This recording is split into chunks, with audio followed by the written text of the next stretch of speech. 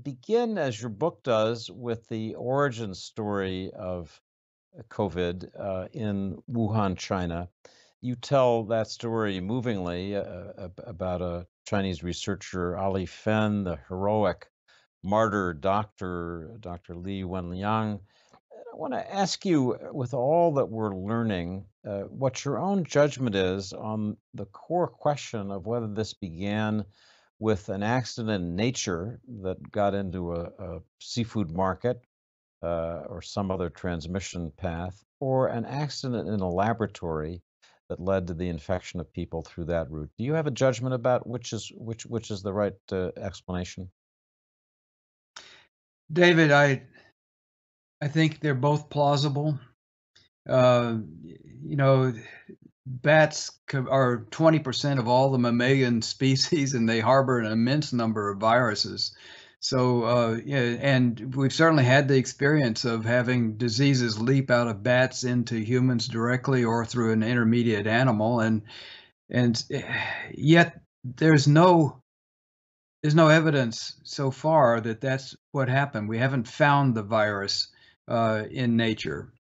Uh, Lab leaks are far more common than a lot of people would like to think. We've had lab leaks in this country. CDC and Fort Detrick, Ebola, for instance, leaked out, and in the UK, you had several instances where smallpox leaked out of labs. SARS-1 leaked out of four occasions in China. So those things can happen. Uh, Chinese behavior has been very worrisome to me.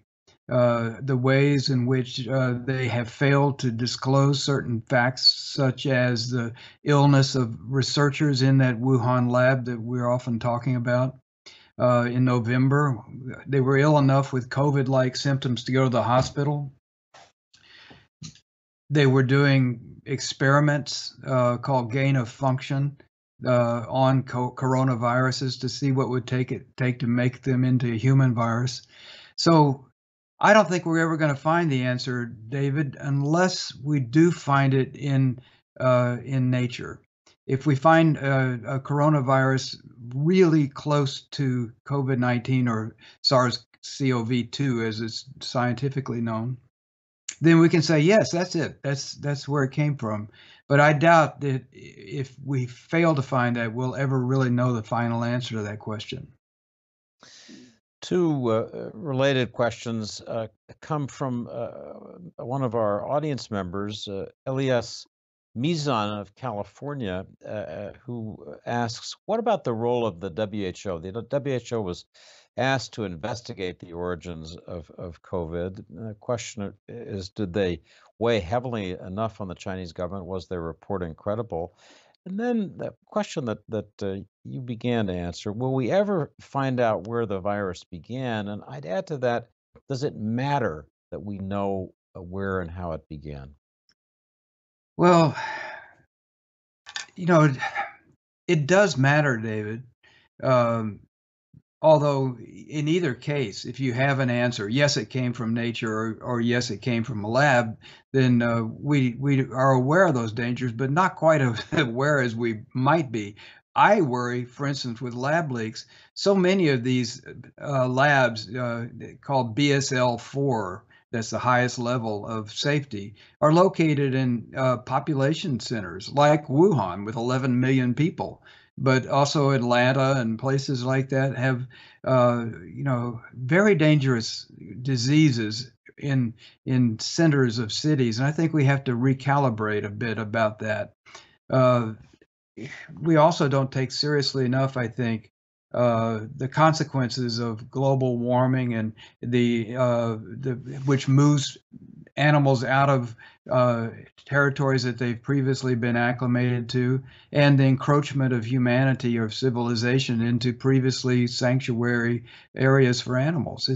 We're always going to have those problems.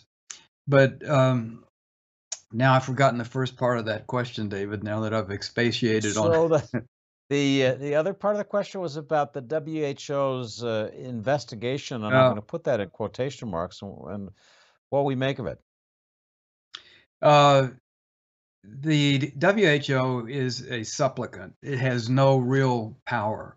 And so it has to have the permission of member states to do any work at all. Uh, there were supposed to be, well, there were new rules put into effect after SARS 1 in 2002 and 3. Based on Chinese behavior. I mean, when World Health authorities went to China to find out what was going on with SARS, Chinese authorities reportedly took patients out of the hospitals and hid them in ambulances and taxis until the authorities were gone. And because of such behavior and the absence of transparency, new health regulations were instituted. And this is the first real test.